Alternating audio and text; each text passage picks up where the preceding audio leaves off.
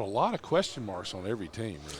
Yeah, I believe that this year's West is the best division in the history of college football. And since they got broken up in East and West in '92 and everybody else started following, this is the best, deepest, most talented division that we've seen. But I'm with you. I think, I have questions about who takes over the production for, at Arkansas with Traylon Burks being gone now. You look at Texas A&M, can they find a quarterback and develop some receivers to overcome issues from last year? LSU, to me, has a really high potential ceiling or a really high or low floor. Questions about their quarterback spot as well. But, I'm with you. There's so many things to – Ole Miss? I think Ole Miss goes backwards. Obviously, they had a great season last year, but you lose Matt Corral, and maybe more importantly, you lose Jeff Lebby. You lose on the defensive side DJ Durkin. Lost their strength coach. Yeah. So there's a lot, I think, to be answered. It's funny, this time of year, especially the more – you find yourself saying the things over the 4 days that you believe, you really start to feel like it's fact instead of something that you're just coming up with. But to look back when we get to December, when we're back here for the SEC Championship weekend, it'll be fun to see what we thought we knew versus the way things actually turned out. So you picked Ole Miss to beat Alabama last year. I did. I was 1 week off one different assistant of Saban's that ended up beating Texas A&M and Jimbo does the next week. But I was one of those. You seemed after there like you got a lot of. I got a lot of hate the whole week. It was like 2 or 3 weeks before that because I went on our show with Peter Burns and said that I didn't think that Alabama was elite that year, and it was not a slight. It was just noting that hey, there's been elite. If you're elite every year, it kind of takes away the definition of the word elite. Elite means standing out above everybody else, and I thought that it was a very young and average Alabama team last year. A lot of holes. Yeah, so I pointed that out and got destroyed by Alabama fans on social media to the point where, they were going on my mortgage company's website and they were going through some serious effort to troll me. So I appreciate their commitment. But this year, and I'm not pandering to have them like me. I think that Alabama's a legit national championship team this year. Yeah, that's what makes the SEC so great. The passion, really. right? The passion. The fan is short for fanatic. Let's not forget that. And I hate that happened personally, but people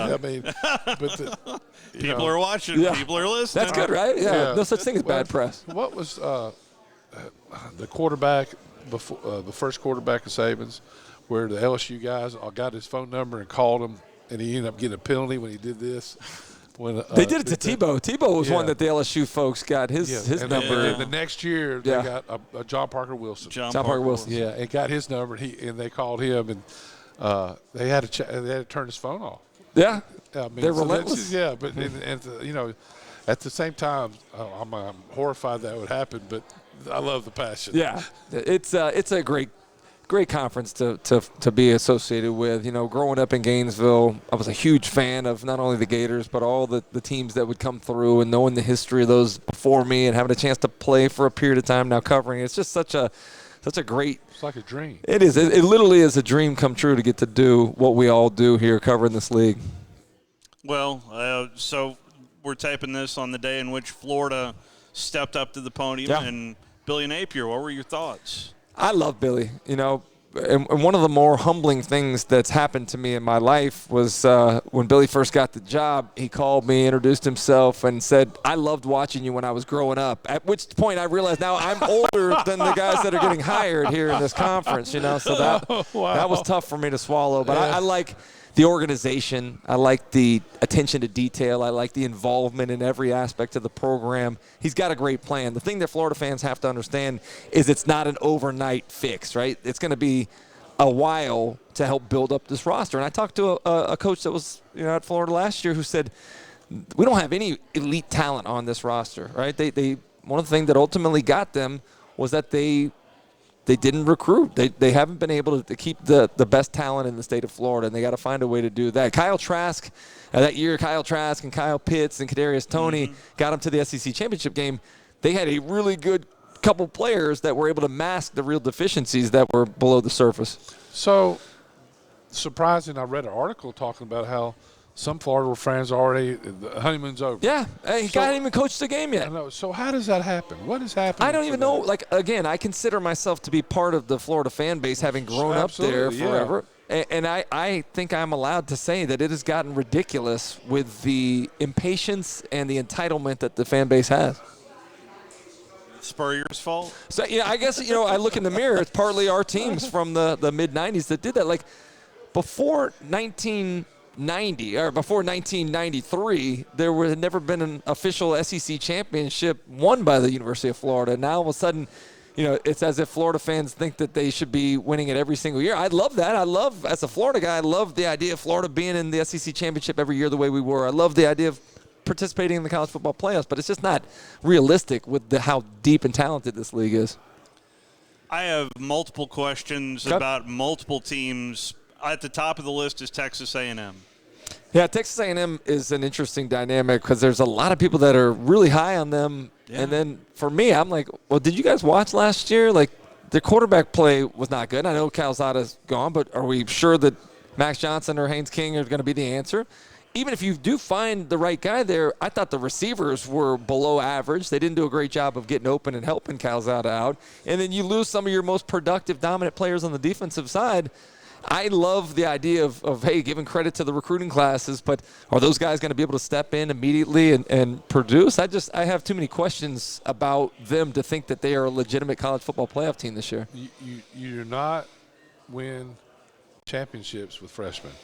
You can plug them and play them. By the end of the year, if they play enough, they'll be all right. Yeah. But having to rely on a lot of freshmen? They're not going to. No, I'm with you. Yeah, and then we move over. LSU, it's hard to get a beat on exactly what we're going to see. Yeah.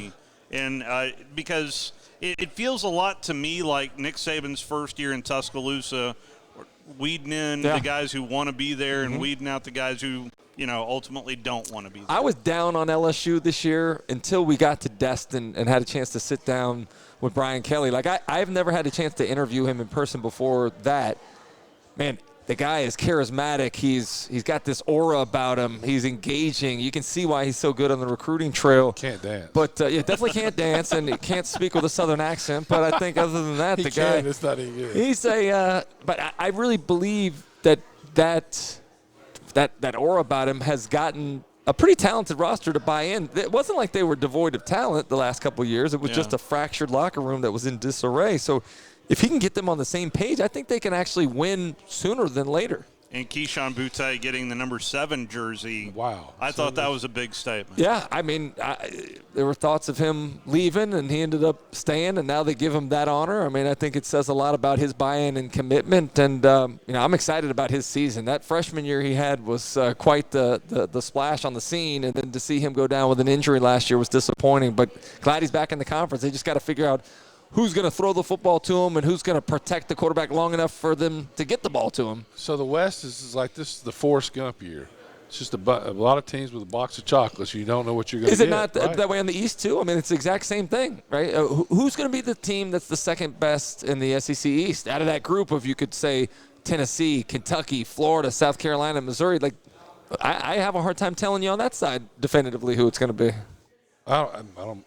Definitively no, but I think Tennessee. Who you like? Tennessee's your team? I think they take what a a step forward. Contrast. First of all, Tennessee's not my team. No, I didn't mean it like that. I mean your team, your pick. But like, what a difference a year makes. This time last year, we were lamenting the roster that had been completely 30 gutted with everybody in the transfer 30 guys. I thought Josh Heupel, and I'm part of the Steve Spurrier First Year Coach of the Year award. We split it this year with Heupel and Beamer. Both those guys really exceeded what their expectations were. Both were kind of in the same situation with so many people leaving through the transfer portal and them finding a way to make it work and probably could have both won some more games if they, a couple plays here or there, even the way that they took Alabama into the fourth quarter. South Carolina, to me, was one of the best improved teams from the first year. They were not very good. Yeah. East Carolina shouldn't have won that game. Yeah, I'm excited. I love Shane Beamer and the way that he's kind of embraced social media. Everybody celebrated the video they put out yesterday. That was good. He has a lot of fun, man. Football's supposed to be fun. And I think some of the coaches now are realizing that they're coaching a little differently, maybe than the way that you or I were coached back in the day. These guys, they understand the transfer portal and being able to play right away, going somewhere else, you have to deal with kids a little differently than you used to. Well, and then speaking of Tennessee, I mean, Hendon Hooker, he was third on the depth chart this time last year, and now this is his team. Yeah, it is. It feels like they've got a lot of things figured out and figured it out really quickly. My question is, can they figure out the secondary issues that hurt them last season? But I feel good about their offense. They really found a rhythm and playing fast. I thought Hendon Hooker did a great job of coming in and making plays. And I guess the other question is, Velus Jones, how do you feel the shoes that were left by him as kind of the playmaker on offense? You know, you look at and you know this as well as anybody. And this goes for all, Bryce Young, everybody. Right now there's somebody studying, figuring out what you do good and what gives you trouble. Yeah.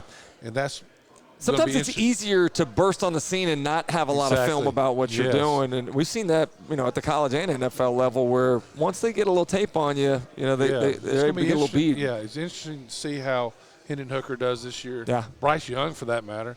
You know what I think would be interesting in terms of coaching up and scheming and game planning? I'm excited to see what Dan Lanning puts together to stop the Georgia offense, having known them so intimately and going against them every day in practice. Double cover the tight ends. You're going to dedicate 6 to those 3? I mean, they got some weapons, but I think it'll be interesting to see how other teams kind of try to emulate whatever it is Lanning does, knowing how well he knows what those guys do and the personality of that offense.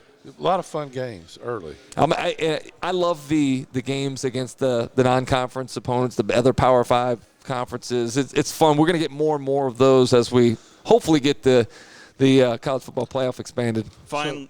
Go ahead, Wes. Well, I was going to ask about Utah. That's, I guess, Florida's first game. Yeah, first game in the Swamp, September 3rd. So what does Utah look like?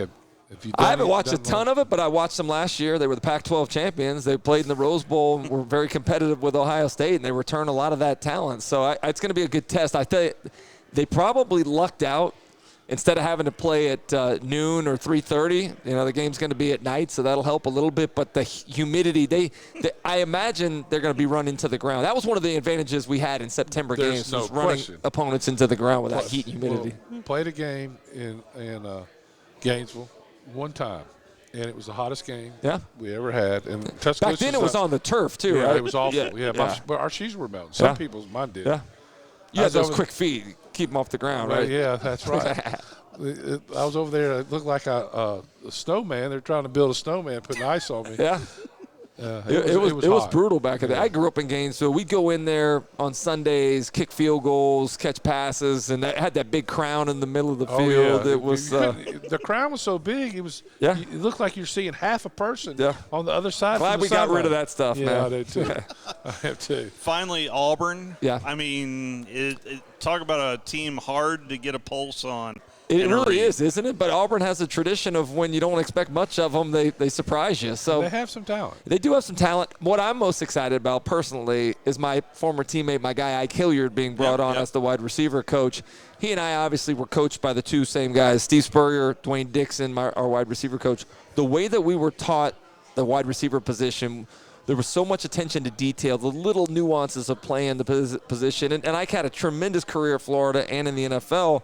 So he has instant credibility. He goes in there with these guys. I don't think the receivers at Auburn have been coached very well over the years. They've had talent, but just raw ability. I think this year you're going to see them be more technically sound because of the influence of Ike Hilliard.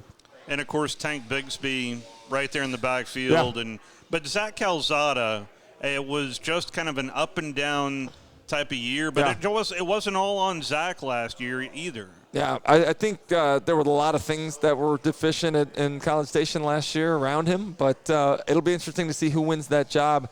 I'll say this about another Brian. I said Brian Kelly was somebody that was really surprised me when we were in Destin. Brian Harsin was the same way. Brian Harsin, I thought, was much more warm, much more personable than I had ever imagined him to be, and showed a little bit of leadership. So the fact that he was able to hold off that coup back at the beginning of the offseason, I just maybe it's meant to be. I hope they do well.